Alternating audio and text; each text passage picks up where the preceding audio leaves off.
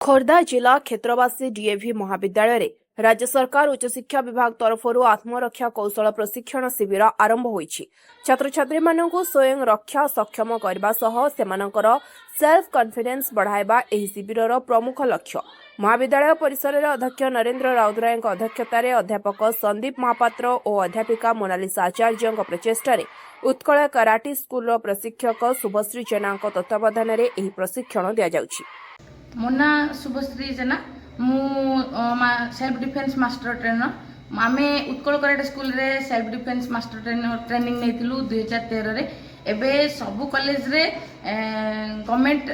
कर देछि जे कंपलसरी सिखिबा पई सेल्फ डिफेन्स पिला माने +2 +3 तो एबे +3 रो सेल्फ डिफेन्स चल जे एटा 8 दिन धरि चलिबो प्रोग्राम टी पिला माने सेल्फ डिफेन्स 8 दिन रे नुहे जे सब किछि सिखि जिवे किंतु एई गोटे जिंस बहुत भलो से हेई पारुछि जे सेल्फ कॉन्फिडेंट पिलांकर बहुत बढ़ी जाउछि आ सेटा निहाती आवश्यक। सेल्फ कॉन्फिडेंट पिलांकर बढ़िबा निहाती आवश्यक। से माने ता द्वारा किछि करबा बहुत पछ कथा किंतु निजे बंची माने ए जो सोशल छोट छोट एक्सीडेंट रु बंचिया पई सेटा बहुत हेल्प करे। आ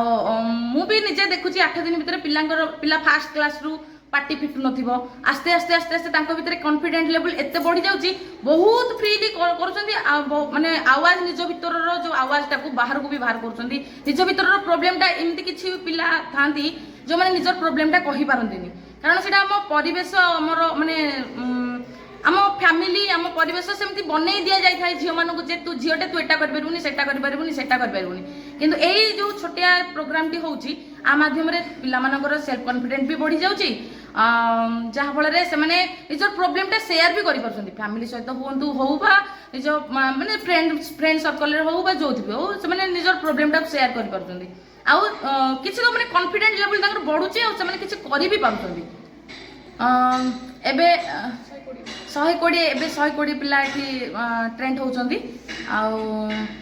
मोर एबे 2 दिन होला क्लास माने हेची ऑफेंसिव टेक्निक जहा पिला माने बहुत भल से भी करूछंती कोऑपरेट भी करूछंती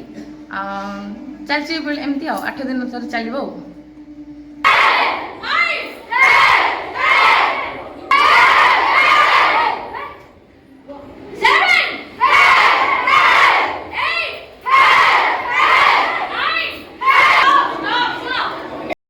खोर्धा जिलारू प्रताप महापात्रଙ୍କ रिपोर्ट स्वतंत्र ओडिशा लाइव।